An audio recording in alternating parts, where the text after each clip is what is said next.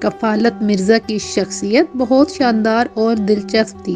وہ اپنے رکھ رکھاؤ کے لحاظ سے نوابوں کے خاندان سے لگتے تھے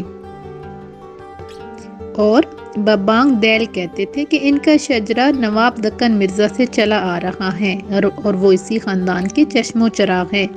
ان کی دلچسپ باتوں سے رمیز کے چہرے پر مسکراہٹ دوڑ گئی تھی اور وہ کافی فریش ہو گیا تھا۔ ابھی ان کی باتیں چل رہی تھیں کہ کھانا لگ گیا اور ان کی باتیں وہیں رہ گئیں۔ کھانا لذیذ تھا۔ کھانے کے بعد کفالت مرزا کی فرمائش پر چائے کا دور چلا۔ چائے لانے والی تانیہ تھی۔ رمیز کی امی اس کو بغور دیکھ رہی تھی۔ ماشاءاللہ بچی بہت پیاری ہے آپ کی، انہوں نے آرزو بیگم سے کہا۔ جی ہماری کہاں، اب تو آپ ہی کی ہوئی، آرزو بیگم نے مسکرا کر کہا۔ اس کی بات پر رمیز کی امی مسکراتے ہوئے بولی، مجھے اپنے بچے کی پسند پر ناز ہے۔ مجھے یقین ہے تانیہ ہمارے گھر میں بہت خوش رہے گی۔ ہم چاہتے ہیں کہ شادی جلد از جلد ہو جائے، مگر ہماری بچی تو ابھی پڑھ رہی ہے، آرزو بیگم نے کہا۔ کوئی بات نہیں، وہ ہماری بہو بن کر بھی تعلیم مکمل کر سکتی ہیں، انہوں نے مسکرا کر کہا۔ یہ بھی ٹھیک ہے، فواد صاحب نے جواب دیا۔ پھر ہم 2 ہفتے بعد تاریخ لیں گے اور اس کے 6 ماہ کے بعد شادی، اس کی والدہ نے کہا اور فواد صاحب نے رضامندی ظاہر کر دی۔ آرزو بیگم تانیہ کے چہرے پر خوشی دیکھ کر مسکرانے لگی تھیں۔ پھر سب ہنسی خوشی رخصت ہونے لگے۔ اپنی والدہ کو کار میں بٹھا کر جیسے ہی رمیز نے کار سٹارٹ کی، اسی لمحے اس کی نظر سامنے سڑک پر پڑی۔ گویا کہ گلی میں قدرے اندھیرا تھا، مگر رمیز نے اس کو اپنے حلیے اور چمکدار آنکھوں سے پہچان لیا تھا۔ وہ کوئی اور نہیں تھا، وہی کالا بلّا تھا۔ بلے کو دیکھ کر نہ جانے کیوں اس کا دل دھک دھک کرنے لگا تھا۔ یہ کالا بلّا واقعی اس کے لیے سوالیہ نشان بن کر رہ گیا تھا۔ وہ کون تھا، کیا چاہتا تھا، رمیز ابھی تک اندازہ نہیں کر پایا تھا۔ برکاتی شاہ کے زخمی ہو جانے کے بعد اب اس کو بلے سے اور بھی ڈر لگنے لگا تھا۔ ابھی وہ کار سٹارٹ ہی کر رہا تھا کہ اس کا موبائل بجا۔ فون پر ملنے والی اطلاع رمیز کے لیے خوشی کا باعث تھی۔ اس کے دوست بلاول نے ایک بزرگ کا پتہ بتایا تھا۔ بلاول نے غازی پور کا کوئی ایڈریس دیا تھا۔ دوسرے دن وہ اسی کے ساتھ غازی پور پہنچ گیا۔ ایک چھوٹے سے دروازے کے سامنے رمیز نے کار روک دی۔ دروازے پر آستانے کا بورڈ لگا ہوا تھا۔ رمیز کھلے ہوئے دروازے سے اندر داخل ہو گیا۔ بلاول بھی اس کے پیچھے پیچھے تھا۔ کمرے میں ایک باریش نورانی چہرے والے بزرگ اپنی مسند پر بیٹھے کچھ لکھنے میں مصروف تھے۔ ان دونوں سے وہ بڑی خوش اخلاقی سے ملے۔ کیا بیماری ہے آپ کو؟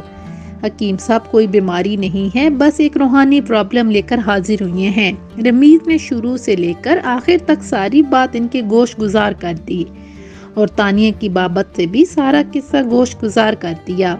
ساری باتیں سن کر حکیم صاحب نے اس کی طرف دیکھا اور بولے، صاحبزادے آپ کا اور آپ کی والدہ کا نام کیا ہے؟ رمیز نے نام بتایا تو وہ کاغذ اور قلم لے کر کچھ لکھنے میں مصروف ہو گئے۔ اس دوران چند لمحوں کے لیے انہوں نے اپنی آنکھیں بند کی اور جب کھولیں تو ان میں الجھن کے آثار نمایاں تھے۔ تمہاری بات بالکل درست ہے، کچھ اوپری معاملات ضرور ہیں، لیکن تمہارے ساتھ نہیں، لڑکی کے ساتھ ہیں۔ اس کی وجہ سے وہ چیز تمہارے پیچھے ہے۔ اب وہ کیا ہے یہ کچھ واضح نہیں ہو رہا۔ میں سمجھا نہیں۔ برخوردار، مجھے لگتا ہے کہ بلے کے روپ میں جو بھی ہے اس نے اپنے گرد ایک حصار قائم کر رکھا ہے، اسی وجہ سے میں اس کی اصلیت تک نہیں پہنچ پا رہا ہوں۔ کچھ نہیں، بس تم 2 دن کے بعد میرے پاس آ جاؤ۔ اس دوران میں پورا وظیفہ کر کے تم کو بتاؤں گا کہ وہ کیا چیز ہے۔ اب تم جاؤ۔ 2 دن بعد وہ ان کے آستانے پر پہنچ گیا تھا۔ جیسے ہی وہ اندر داخل ہوا بری طرح سے ٹھٹک گیا، کیونکہ حکیم صاحب لیٹے ہوئے تھے اور ان کے بائیں ہاتھ پر پٹی بندھی ہوئی تھی۔ ارے یہ کیا؟ رمیز نے پٹی کی طرف دیکھ کر کہا۔ مت پوچھو، حکیم صاحب پھیکی سی مسکراہٹ سے بولے، ورنہ تم پریشان ہو جاؤ گے۔ آخر ہوا کیا؟ حکیم صاحب اٹھنے لگے تو رمیز فوراً بولا، لیٹے رہیں۔ میں رات اپنے کمرہ خاص میں تمہاری لیے وظائف کر رہا تھا کہ کمرے کی کھلی کھڑکی سے ایک بلّا برآمد ہوا اور اس نے مجھ پر چھلانگ لگا دی۔ اس موذی نے اتنی زور کے پنجے مارے کہ میں بلبلا اٹھا۔ پھر میں اس کے پیچھے بھاگا لیکن وہ آنن فانن ہی غائب ہو گیا۔ رمیز اس سے زیادہ کچھ نہ کہہ سکا تھا کیونکہ اس کو اپنی چوٹ یاد آ گئی تھی۔ مجھے لگتا ہے کہ یہ اثر اس لڑکی پر ہے جس سے تمہاری منگنی ہوئی ہے۔ حکیم صاحب نے مسکرا کر کہا، میں سمجھا نہیں حکیم صاحب۔ برخوردار، یہ بتاؤ کہ تمہاری شادی پسند سے ہو رہی ہے؟ جی ہاں۔ اس کی بات پر حکیم صاحب سوچ میں پڑ گئے۔ انہوں نے آنکھیں بند کر لی اور منہ ہی منہ میں کچھ پڑھنے لگے۔ تھوڑی دیر بعد جب انہوں نے آنکھیں کھولی تو ان کی آنکھیں سرخ انگارہ ہو رہی تھی، یوں لگتا تھا جیسے ان میں خون اتر آیا ہو۔ برخوردار، یہ بتاؤ اس بلے سے پہلی ملاقات کہاں ہوئی؟ مطلب پہلی بار وہ تم سے کب ٹکرایا تھا؟ رمیز کچھ سوچنے لگا تھا۔ حکیم صاحب اس کو بہت غور سے دیکھ رہے تھے۔ قدرے توقف کے بعد اس نے جواب دیا، یہ ان دنوں کی بات ہے جب میں پہلی بار تانیہ کو اس کے گھر چھوڑنے گیا تھا۔ ایک بار یہ تانیہ سے پارک میں ملا تھا، تب اس نے مجھ پر حملہ کر کے پنجہ مارا تھا۔ اس کی بات پر حکیم صاحب چونک گئے۔ بیٹا، مجھے ایسے لگتا ہے کہ اثر اس لڑکی پر ہے، اور جو کوئی بھی ہے بہت طاقتور ہے۔ ایسا لگتا ہے کہ وہ اس لڑکی پر عاشق ہے۔ ہو سکتا ہے وہ کوئی جن ہو اور تمہیں ڈرا دھمکا کر خوف زدہ کر کے اپنے راستے سے دور کرنا چاہتا ہو۔ رمیز دک سے رہ گیا۔ اس کا کوئی حل؟ رمیز نے کہا، حل تو ہے لیکن بہت مشکل ہے۔ میں ایک وظیفہ کروں گا جس سے یہ پتہ چل جائے گا کہ وہ کون ہے۔ ٹھیک ہے حکیم صاحب، جیسے آپ کا حکم۔ شاباش، تم کو زیادہ انتظار نہیں کرنا پڑے گا، بس تم ایسا کرنا کہ 2 دن کے بعد چکر لگا لینا۔ حکیم صاحب نے مسکرا کر جواب دیا، اچھا حکیم صاحب، اب میں چلتا ہوں۔ وہ اجازت لے کر گھر چلا آیا۔ حکیم صاحب کی باتیں اس کے دماغ میں گھوم رہی تھیں۔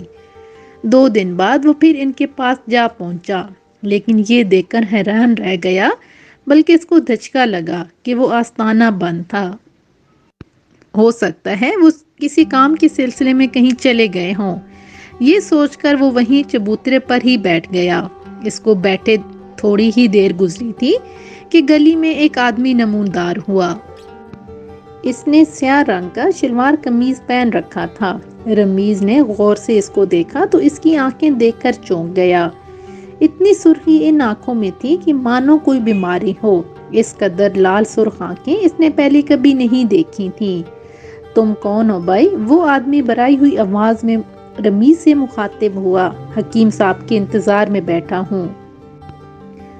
مگر وہ تو اپنے مرشد کی طرف گئے ہیں۔ اچھا، مگر مجھ سے تو انہوں نے کچھ اور کہا تھا۔ ان کی واپسی؟ رمیز نے تشویش سے پوچھا۔ کم از کم 15 دن، اس آدمی نے جواب دیا۔ اور آپ کون ہیں؟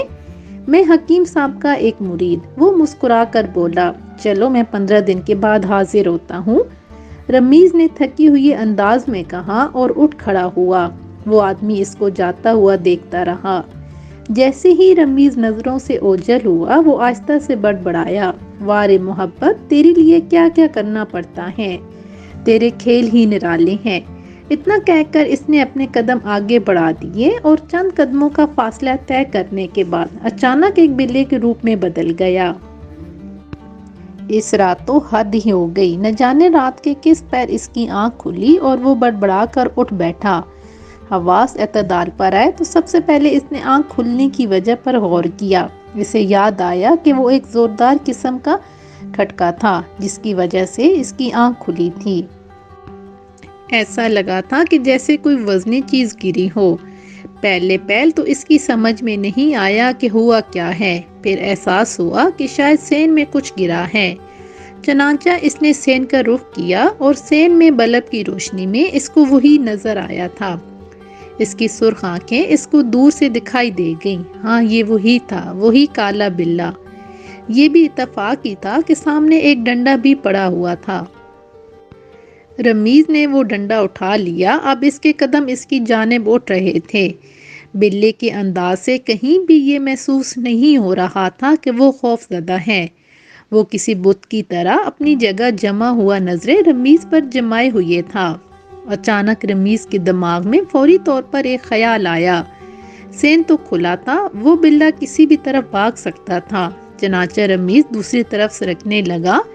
اس کی کوشش تھی کہ وہ مردود بلّا کسی طرح سے اسٹور میں جا گھسے۔ اتفاق سے اسٹور کا دروازہ کھلا ہوا ہی تھا۔ وہ مسلسل دائنی جانب سے آگے بڑھ رہا تھا۔ بلی کی پوزیشن میں سر دست کوئی فرق نہیں آیا تھا، البتہ رمیز کی موومنٹ کے ساتھ اس کی گردن بھی آہستہ آہستہ گھوم رہی تھی، اور پھر مناسب جگہ پر پہنچ کر رمیز نے بڑی پھرتی سے ڈنڈا فضا میں بلند کیا اور بلے کی کمر پر رسید کر دیا۔ بلے کے حلق سے بہانہ قسم کی غراٹ کی آواز نکلی اور اچھل کر اسٹور کے اندر جا گرا۔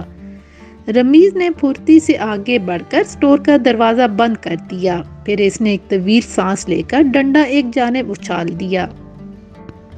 دوسری طرف اسٹور میں قید بلّا مسلسل دروازے پر زور آزمائی کر رہا تھا اور اسٹور کے دروازے پر کھروچنے کی آوازیں آ رہی تھیں۔ دوسرے دن رمیز ایک بار پھر حکیم صاحب کے پاس جا پہنچا۔ اس بار آستانے کا دروازہ کھلا ہوا تھا اور حکیم صاحب اپنی جگہ بیٹھے ہوئے تھے۔ رمیز نے ان کو جب گزشتہ روز آستانے کے بند ہونے والی بات بتائی تو وہ مسکرائے۔ ارے میاں، ہم ذرا ایک کام سے اپنی عزیز کے گھر گئے ہوئے تھے، زیادہ سے زیادہ ہم کو گھنٹہ لگا ہوگا۔ اچھا؟ حیرت ہے، رمیز نے کہا۔ ارے برخوردار، کسی نے مذاق کیا ہوگا۔ آپ کے لیے ایک اطلاع ہے، میں نے اس کالے بلے کو اپنے گھر کے اسٹور میں قید کر لیا ہے۔ اچھا؟ حکیم صاحب طنزیہ انداز میں بولے۔ حکیم صاحب، میں سچ کہہ رہا ہوں۔ ہو سکتا ہے میاں تمہاری بات ٹھیک ہو، لیکن اگر تم نے اسی کالے بلے کو قید کیا ہے تو وہ اب تک وہاں سے آزاد ہو چکا ہوگا۔ حکیم صاحب پرسکون لہجے میں بولے۔ آپ خود چل کر دیکھ لیں۔ چلو میاں، دیکھ لیتے ہیں، یہ کہہ کر وہ اٹھ کھڑے ہوئے۔ تقریباً 1 گھنٹے کے بعد وہ دونوں گھر پہنچ گئے۔ اسٹور کے دروازے کو دیکھ کر رمیز حیران ہی رہ گیا، جبکہ حکیم صاحب کے ہونٹوں پر ایسی مسکراہٹ تھی جیسے ان کو معلوم تھا کہ یہی ہونا تھا۔ دروازہ بیچ میں سے ٹوٹا ہوا تھا اور بلا غائب تھا۔ مجھے معلوم تھا کہ ایسا ہی ہوگا۔ خیر، اب تم چاند کی 14 تاریخ کو میرے پاس آنا، پھر میں بتاؤں گا کہ اصل معاملہ کیا ہے۔ ٹھیک ہے حکیم صاحب، میں حاضر ہو جاؤں گا۔ رمیز کے انداز سے شکستگی ظاہر تھی۔ اچھا رمیز میاں، میں چلتا ہوں۔ ارے نہیں حکیم صاحب، آپ کھانا کھا کر جائیں۔ کھانے کے دوران رمیز نے حکیم صاحب سے پوچھا، حکیم صاحب آخر وہ نکلا کیسے؟ ارے پر اسرار قوتوں کے لیے قید کوئی اہمیت نہیں رکھتی۔ مجھے تو حیرت اس بات پر ہے کہ اس نے ڈنڈا کھانے کے بعد تم کو زندہ کیسے چھوڑ دیا۔ کیا مطلب؟ رمیز حیرت سے بولا۔ بات صاف ہے صاحبزادے، اس طرح کی پر اسرار قوتیں خود پر حملہ کرنے والے کو کبھی معاف نہیں کرتی۔ خیر، تم 14 تاریخ کو آنا، پھر دیکھتے ہیں کہ وہ کتنی بڑی توپ چیز ہے۔ رمیز کو سوچ میں دیکھ کر حکیم صاحب مسکرائے اور بولے، میاں اتنا سوچ میں مت پڑو، تمہارے ہر سوال کا جواب اپنے وقت پر ضرور مل جائے گا۔ چلو اب ہمیں گھر تک چھوڑاؤ۔ آج ارمان خود عارف کے گھر کے دروازے پر موجود تھا۔ اسے پہلی بار اپنے گھر پر دیکھ کر عارف کو بہت خوشی ہوئی اور وہ اس سے لپٹ گیا۔ ہائے، اچانک ارمان نے سسکاری بھری۔ کیا ہوا؟ عارف گھبرا گیا۔ کچھ نہیں، معمولی سی چوٹ آئی ہے کمر میں، موٹر سائیکل سے گر گیا تھا، ارمان نے کرا کر کہا۔ پھر دونوں باتیں کرتے ہوئے ہوٹل کی جانب چل دیے۔ ہوٹل پہنچ کر کھانے کا آرڈر دیا گیا۔ کھانے سے فارغ ہو کر ارمان نے کہا، عارف تم مجھے تانیہ کے بارے میں کچھ بتا سکتے ہو؟ کیوں؟ عارف کے لہجے میں حیرت تھی۔ ارے بھائی، بابی ہے وہ تیری۔ بابی؟ ہاں بابی۔ محبت ہے وہ میری، شادی ہونے والی ہے اس کی رمیز کے ساتھ۔ ابھی شادی ہوئی تو نہیں نا؟ ارمان مسکرایا۔ کیا مطلب؟ ہر کہانی اپنے آغاز سے لے کر انجام تک بہت سے موڑ لیتی ہے۔ ارمان کا لہجہ معنی خیز تھا، لیکن ایسا کب تک ہوگا؟ عارف نے بغور اس کی طرف دیکھا۔ بہت جلد۔ ارمان کا لہجہ مضبوط تھا۔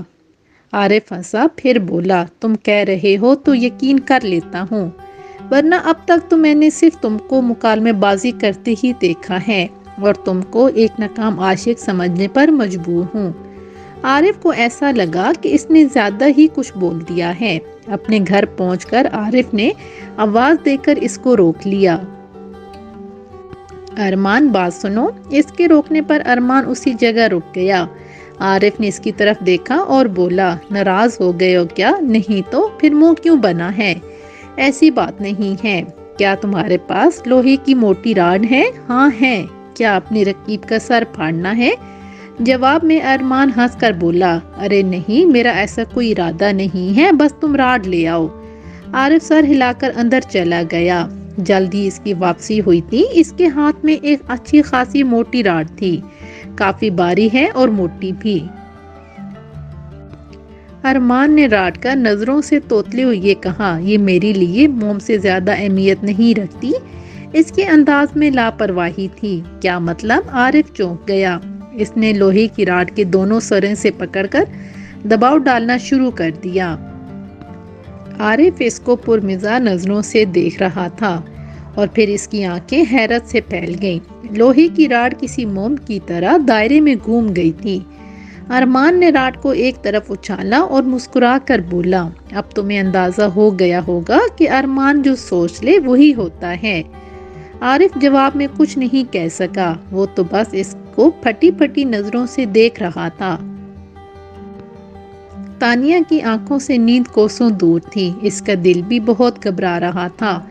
وہ کمرے سے باہر نکل آئی۔ رات کافی ہو چکی تھی۔ ہر طرف سناٹے کا راج تھا۔ ٹھنڈی ہواؤں کی جھونکوں سے اس پر نیند کا خمار سا آنے لگا کہ ایک آواز اس کے کانوں سے ٹکرائی، تانیہ! وہ بری طرح سے چونکی۔ کسی نے بہت ہی قریب سے اس کو پکارا تھا۔ وہ حیرت زدہ انداز میں پلٹی، لیکن وہاں کوئی بھی تو نہیں تھا۔ پھر کس نے اس کو پکارا تھا؟ وہ اپنے کمرے میں جانے کے لیے مڑی۔ تانیہ! پھر اس کو پکارا گیا اور اس کے پاؤں وہیں جم گئے۔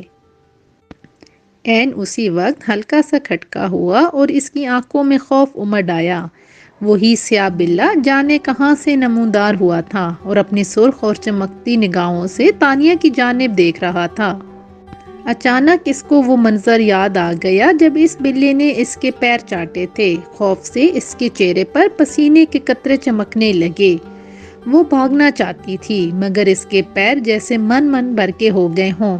وہ چند لمحوں تک تانیہ کو گھورتا رہا، پھر پلٹ کر درختوں میں غائب ہو گیا۔ کچھ دیر جامد کھڑی رہنے کے بعد وہ جیسے کسی طلسم سے جاگی اور پلٹ کر کمرے کی طرف لپکی۔ دوسرے دن ناشتے کی میز پر جب اس نے اس واقعے کا تذکرہ کیا تو فواز صاحب اس کی بات پر مسکرانے لگے۔ ارے تم نے خواب دیکھا ہوگا، بھلا کوئی جانور کسی کا نام لیتا ہے؟ آرزو بیگم نے کہا۔ وہ بس خاموشی سے انہیں کو دیکھ کر رہ گئیں۔ مگر ایک بات تو بتاؤ، تم اتنی رات سین میں کیوں گئی تھی؟ فواز صاحب نے پوچھا۔ وہ ابو، مجھے نیند نہیں آ رہی تھی۔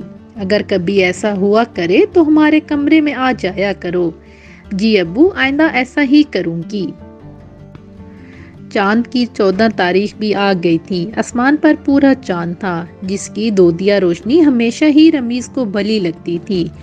وہ اسی رات کے انتظار میں تھا اور حکیم صاحب کے آستانے پر موجود تھا۔ وہ بھی اسی کی راہ دیکھ رہے تھے۔ اس کو دیکھ کر وہ مسکرائے۔ آؤ میاں، کھانا کھاؤ گے؟ نہیں جی، بہت شکریہ۔ ارے وہ تو بہت خوش نصیب ہوتا ہے جس کے گھر مہمان آتا ہے، انہوں نے مسکراتے ہوئے کہا۔ اب رمیز کیا جواب دیتا؟ اس نے اس بات میں سر ہلا دیا۔ کھانا بڑا شاندار تھا۔ ساگ گوشت اور آلو کی سبزی کے ساتھ آلو بخارے کی چٹنی تھی۔ جی ماشاءاللہ، کھانا بڑا لاجواب ہے۔ پیٹ بھر گیا لیکن نیت نہیں بھری۔ کھانے کے بعد حکیم صاحب نے برتن لے کر اپنے کمرے کی طرف والے حصے میں چلے گئے۔ ان کی واپسی تھوڑی دیر سے ہوئی جس کی وجہ چائے تھی۔ چائے پینے کے بعد حکیم صاحب بولے، ہاں تو میاں، ہم نے معلوم کر لیا ہے کہ معاملہ کیا ہے۔ یہ سن کر رمیز بے چین ہو گیا۔ اس کی بے چینی دیکھ کر وہ مسکرانے لگے، پھر قدرے توقف کے بعد بولے، برخوردار، تمہاری منگیتر پر اثرات ہیں۔ اس پر کسی جن کا سایہ ہے جو بہت طاقتور ہے۔ انہوں نے گویا دھماکہ کیا۔ وہ کافی عرصے سے اس جن کی زیر اثر ہے۔ رمیز کا منہ حیرت سے کھل گیا تھا تو گویا میرا شک درست تھا۔ اس نے کہا، میرا مشورہ ہے کہ تم اس لڑکی سے شادی کا خیال چھوڑ دو۔ ان کی بات پر رمیز سناٹے میں آ گیا، پھر بولا، ایسا تو نہ کہیں حکیم صاحب، میں اس سے بے حد محبت کرتا ہوں۔ میں ایسا اسی لیے کہہ رہا ہوں کہ شادی کے بعد وہ پر اصرار قوت کسی بھی وقت خود کو ظاہر کر دے گی، یوں تمہاری جان کو بھی خطرہ ہو سکتا ہے۔ میری جان تو تانیہ ہے سر، اس کے بغیر تو زندگی کا تصور بھی نہیں۔ رمیز اچانک جذباتی ہو گیا۔ حکیم صاحب چند لمحے اس کی طرف دیکھتے رہے، پھر بولے، چلو دیکھتے ہیں، کچھ کرتے ہیں۔ اچانک ایک خیال رمیز کے ذہن میں بجلی کی کوندی کی طرح لپکا۔ اس نے پوچھا، کیا وہ سیاہ پوش اور کالا بلّا ایک ہی ہے؟ ہاں، یہ اس جن کے ہی مختلف روپ ہیں، انہوں نے بتایا۔ رمیز چونکا اور پھر بولا، حکیم صاحب کچھ دن پہلے تانیہ کا ایک رشتہ آیا تھا، لیکن تمام تر پسندیدگی اور آمادگی کے باوجود پھر انہوں نے بغیر کسی وجہ کے انکار کر دیا تھا۔ حکیم صاحب سوچ میں پڑ گئے، پھر بولے، تم لڑکے سے بات کرو اور پوچھو کہ اس نے رشتے سے کیوں انکار کیا۔ کہیں ایسا تو نہیں کہ اس جن نے ہی یہ رشتہ خراب کروایا ہو؟ حکیم نے گویا انکشاف کرتے ہوئے کہا، تو مجھے اس لڑکے سے ملنا پڑے گا۔ رمیز نے سوچتے ہوئے بولا، ہاں تم اس سے ضرور ملو۔ ہاں ایک اور بات، حکیم صاحب بولے، جس آدمی نے تم کو اس دن دوا خانہ بند ہونے کا کہا تھا، میرے علم کے مطابق وہ ایک جن تھا۔ ان کی اس بات پر رمیز کی نظروں میں حیرت تھی اور خوف بھی۔ وقاص سے رمیز کی ملاقات اس کے آفس میں ہوئی تھی۔ رمیز اس کے لیے اجنبی تھا، اسی لیے وہ قدرے حیرت اور الجھن میں تھا۔ کون ہیں آپ اور کس سلسلے میں تشریف لائے ہیں؟ کچھ انفارمیشن لینی تھی آپ سے، اگر آپ مائنڈ نہ کریں تو۔ اس کا لہجہ کافی مہذب تھا۔ وقاص نے اس بات میں سر ہلایا اور بولا، یہ لنچ کا وقت ہے، میں کیفیٹیریا جا رہا ہوں، آپ بھی چلیں، وہیں بات ہو جائے گی۔ چلیں، اوکے۔ وقاص نے لنچ آرڈر کر کے رمیز سے پوچھا، جی جناب، کس قسم کی معلومات درکار ہیں آپ کو؟ میں تانیہ کے بارے میں۔ تانیہ کا نام سنتی ہی وقاص چونک پڑا۔ اس نے فوراً ہی چمچہ واپس پلیٹ میں رکھ دیا اور اس کی طرف الجھن زدہ نظروں سے دیکھنے لگا۔ میں یہ بھی جاننا چاہتا ہوں کہ آپ نے تانیہ کے رشتے سے انکار کیوں کیا؟ مگر آپ ہیں کون؟ رمیز نے ایک گہرا سانس لیا اور بولا، میں تانیہ کا منگیتر ہوں۔ وقاص کے منہ سے نکلا۔ کچھ لمحے بعد وہ یوں بولا جیسے سب کچھ اگلنے کے لیے بے چین ہو، بریانی تو ختم ہو گئی، اب چائے منگواتے ہیں۔ وقاص نے کہا، میرے سوال کا یہ جواب تو نہیں۔ اس کی بات سن کر وقاص نے ٹھنڈی سانس لی اور بولا، میرا آپ کا ذاتی مشورہ ہے کہ آپ بھی رشتے سے انکار کر دیں، اس پر کسی جن کا سایہ ہے۔ وقاص نے گویا دھماکہ کیا۔ جن کا سایہ؟ رمیز چونک گیا، پھر لمحاتی توقف کے بعد بولا، یہ بات آپ کو کس نے بتائی؟ یہ بھی ایک عجیب سی بات ہے۔ وقاص نے ٹھنڈی سانس لی۔ یوں سمجھ لیں کہ یہ راز مجھ پر از خود ہی افشا ہوا تھا۔ میرے پاس ایک شخص کی کال آئی تھی، اس نے مجھ سے ہوٹل الاسکا میں ملاقات کی تھی۔ ہو سکتا ہے وہ تانیہ کا واقف کار ہو یا پھر اس کے باپ کا کوئی دشمن۔ اس نے یہ بھی بتایا تھا کہ کسی آغا نامی شخص نے تانیہ کا علاج کیا تھا۔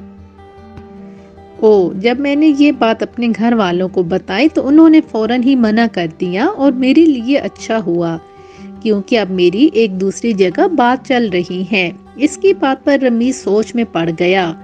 کچھ لمحوں کے بعد وہ بولا، اچھا یہ تو بتاؤ کہ وہ کون تھا جس نے تم کو یہ بات بتائی تھی؟ اس پر وقاص نے اس کو چونک کر دیکھا، پھر بولا، میں نے پہلی بار اس کو دیکھا تھا، اس نے اپنا عجیب سا نام بتایا تھا۔ اس کا؟ وہ دماغ پر زور دیتے ہوئے بولا، ہاں، ارمان نام تھا اس کا۔ رمیز حیرت کے مارے اچھل پڑا اور پھٹی نگاہوں سے اس کو دیکھتا رہ گیا۔ وقاص اس کی بدحواسی پر حیران رہ گیا۔ کیا تم اس کو جانتے ہو؟ ہاں، میں اس کو جانتا ہوں، بلکہ اس سے ملا بھی ہوں۔ اب دوبارہ ملنا پڑے گا۔ اتنا کہہ کر وہ وہاں سے نکل آیا۔ اس کا ذہن بار بار یہ سوال کر رہا تھا کہ ارمان کو کیسے پتا چلا کہ تانیہ پر اثر ہے؟ اس نے وقاص سے ملاقات کا منع کیوں کیا؟ کیا اس نے اسی لیے اس کا نمبر لیا تھا؟ متعدد سوال اس کے دماغ میں گونج گئے۔ دوسرے دن وہ وقت سے پہلے ہی یونیورسٹی پہنچ گیا تھا۔ رات بھر وہ ٹھیک طرح سے سو بھی نہیں پایا تھا، اس نے یونیورسٹی میں ارمان کو تلاش کیا مگر وہ اس کو نہ مل سکا۔ کافی ڈھونڈنے کے بعد تھک ہار کر وہ پارک میں آ کر بیٹھا ہی تھا کہ سامنے سے عارف آتا ہوا دکھائی دیا، جو ارمان کا سب سے گہرا دوست تھا۔ رمیز نے اکثر ان دونوں کو ساتھ ہی دیکھا تھا، چنانچہ اس نے عارف کو پکڑ لیا۔ مجھے ارمان کے بارے میں معلوم کرنا ہے کہ وہ کہاں ہے، تم اس کے گہرے دوست ہو، مجھے اس کا پتہ دو، مجھے بہت ضروری کام ہے اس سے۔ یہ سن کر عارف گھبرا سا گیا اور دوسرے ہی پل بولا، میں تو اس کا گھر نہیں جانتا، کیا اس نے تمہیں اپنا پتہ نہیں دیا ہوا؟ نہیں، اور نہ مجھے ضرورت پڑی۔ عارف نے انکار میں سر ہلایا اور آگے بڑھ گیا۔ رمیز اس کو جاتے ہوئے دیکھتا رہا۔ اس کو محسوس ہو رہا تھا کہ عارف جھوٹ بول رہا ہے، مگر کیوں؟